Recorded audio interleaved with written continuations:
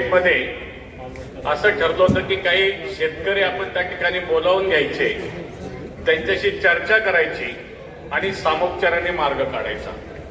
परंतु अद्याप तशी काही कारवाई झालेली दिसत नाही. आणि दुसरी गोष्ट अशी, माझ्या माहितीप्रमाणे जसा सचिन दोडकेंनी विषय मांडला की त्या रस्त्यावर चुकीचं डिमार्केशन देऊन काही बिल्डिंग सँक्शन दिल्यात का आणि त्याच्या बाबतीमध्ये पुढे काय आपण कारवाई करणार आहोत, हा एक मुद्दा. दुसरा मुद्दा असा की जे आता गावं आपली महानगरपालिकेकडे हस्तांतरित झालेत PMRD कडनं, विशेषतः नरे दायरीचा काही भाग नरे, जे रिसर्च प्लॅन मधला नऱ्यातला रस्ता होता तिथं आपण तरतूद केलेली आहे.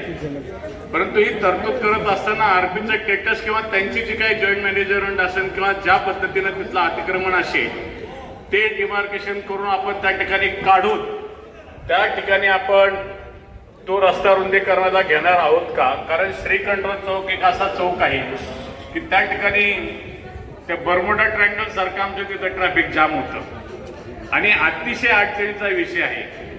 तर त्या बाबतीमध्ये जरा थोडं मार्गदर्शन व्हावं आणि त्याच्यावर योग्य ती कारवाई व्हावी. मग असे इरिगेशनच्या बाबतीतही सांगितले, जे काही करवट करतात तरतूद आपण केली तर त्याच्याशी आपल्याला संपर्क